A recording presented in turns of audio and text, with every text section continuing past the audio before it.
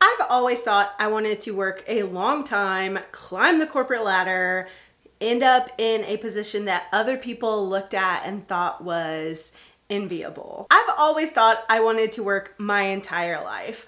I love working. I have always had basically a full-time job and a side hustle at the same time. Ever since I was in college, I have worked consistently with 2 jobs, or at least a job and a side hustle. But recently I was talking to my husband on a trip and we discovered that it actually isn't the case. We would both love to stop working. I recently took off some time after having some really high income months and giving myself the option to step back and relax after literally working full time and doing a side hustle for years. I let myself have a bit of a break and I discovered that not working is kind of nice. Not having to hustle and spend 70, 80 hours a week working felt really good. I was able to start working out again. I was able to work on my mental health with my therapist. I was able to work on cleaning up our house and making rooms into what I've always wanted but never had the time to do. I was able to do all of these things that I hadn't been able to do before because I was so focused on working and taking care of the basic responsibilities of life. So basically, I was sharing this with my husband and he told me that he doesn't want to work forever either. He doesn't want to work to 65 or 70 like our parents are doing. He wants to be able to retire earlier and enjoy free time doing all of his hobbies. He has so many hobbies that he loves and are really creative but don't necessarily pay him. So we both realized that we wanted a different path in life than what we've currently set up for ourselves. And basically that new path is something that if you've been in the personal finance world, you may have heard of, but it's FIRE. So financial independence, retire early. Basically, we want to achieve financial freedom where we have the option to not work. And I probably will always work at least a little because like I said, I do love working, but I want to have the option to take months off at a time. And I would love, actually, what we talked about was to take off a month every single year and live in a different location. I've lived in Tennessee for decades. It is where I was born and I love the state of Tennessee. So I probably won't ever fully leave, but I love to travel, I love to live in other places, and I want my family to have that as well. It's another thing I didn't think my husband was interested in until we started talking about it, and he was fully on board for having those kinds of experiences. And basically, those are things that we could do if we weren't tied to full-time jobs in a location where we needed to work. So we basically decided together that we are going to pursue financial independence or financial freedom, whatever we want to call it. And that is not something I had been planning to pursue. So it's not something that our budget or our financial life is set up around. But that's going to change. And that is what I wanted to talk about today and share our plan for financial freedom, what we are currently planning to do, and of course it will probably go through several iterations and we will make changes, but for right now we kind of wrote out a rough plan to get us to financial freedom in 10 years. So in our 40s we would like to be work optional and be able to quit jobs, to not have to work full-time, to not have to be full-time business owners or anything, to basically be able to be free from the obligation of work. So I have this is like a cute little picture of me and my daughter on here. So this is us. And every time I look at it, I am reminded of another reason why we want to do this. And here is how we're going to achieve it. So I got my little list of things.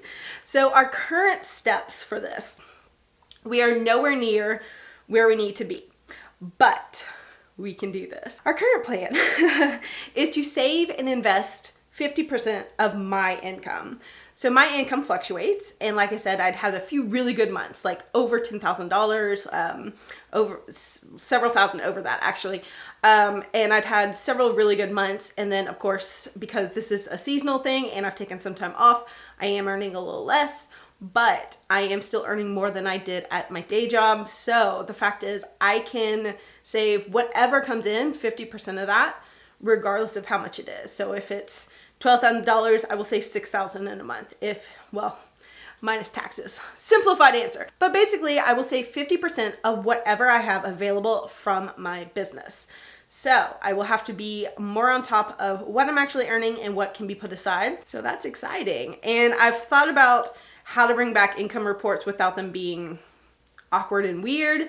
And I hope that this is a way to do it that's both helpful to our goal of saving 50% and also encouraging to other people who maybe want to do the same thing. On that note, my second goal is to grow the income from this business. So I've had some really good months. I've had some, medium months, and basically I am figuring out I'm going to be coming up on a year of self-employment, and I've made more money than I've ever made in my life, which is amazing.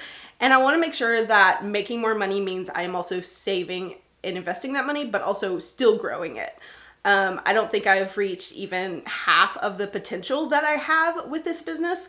So I would like to continue to grow the income from Pennies Not Perfection. And even though I made the most money ever this year, I want to double that for next year and ongoing. The next step of our plan is for my husband to increase his income. Obviously, I don't share that on the channel, but he is working on several certifications. He's actually increased his income like 25% over the last couple of years. So he's doing a really good job, but he wants to hit another number that is within his reach. And he is definitely on the way to doing that. And I'm really proud of him. But that is one of the goals, because he will make more money, and then we will be able to put more money of his income into like retirement accounts and bump his up as well. So then the next goal, this is obviously a several year plan, so not all of this is going to be accomplished immediately, but the next goal is to find new income streams, like having a rental property or 2 or 5. So we've definitely talked about turning this house into a rental property or purchasing another house. We're kind of on the fence on which one we want to do, but that is still in the works. And I am also, I've been saving money in Pennies Not Perfection in the business account to possibly purchase another digital asset like a website or someone's e-commerce shop or something. So I have the skills to basically use SEO and grow things, and I know how these assets work.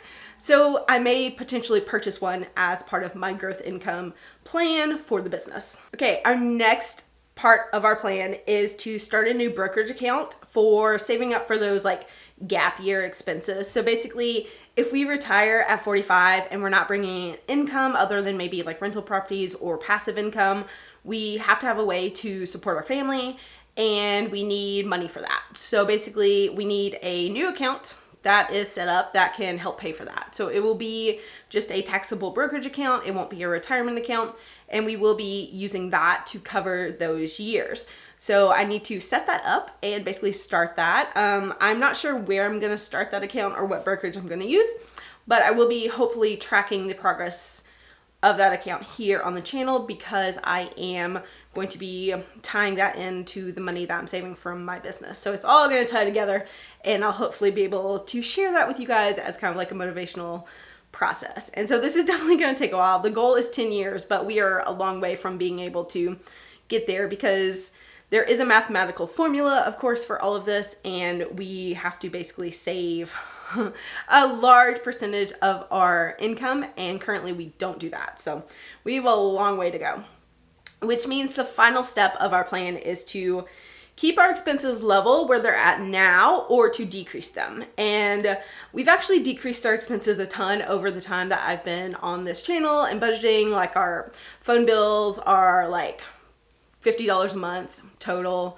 and things like that. So we've done a lot to decrease expenses, and I just want to keep doing that. So the less we spend, the more money we have to put toward this new goal of financial freedom. And it's really exciting. So the most exciting part for me, obviously, is the idea of not having to work, but also having time to travel slowly to spend a month in a new place. I love to travel. I've lived abroad in multiple situations in life, and I've lived in multiple states, and I love living in different places. But with so much family and so many roots here in Tennessee, I don't think we'll ever be able to move away fully. So that's why the idea of maybe doing like a month at a time each year is just super exciting. So instead of like a 1 week vacation, which we normally take, we'll be able to go and like really experience these places and let our kids experience new things and new places. And that is super exciting to me because I did not have that growing up, and it's something now as an adult I crave and love. So being able to give that to my kids is super exciting. So that is our current plan for financial freedom, for financial independence, retire early, for FIRE. I think that this is going to be a cool plan. It's definitely something to work for and something to motivate me and to work toward on this channel. And see if it's possible for like normal freaking people. I mean, we're not rich. We don't make that much money. I'm a like middle class creator. I am a full-time creator. But I make a middle class income. Like I'm not, I'm not a millionaire doing this.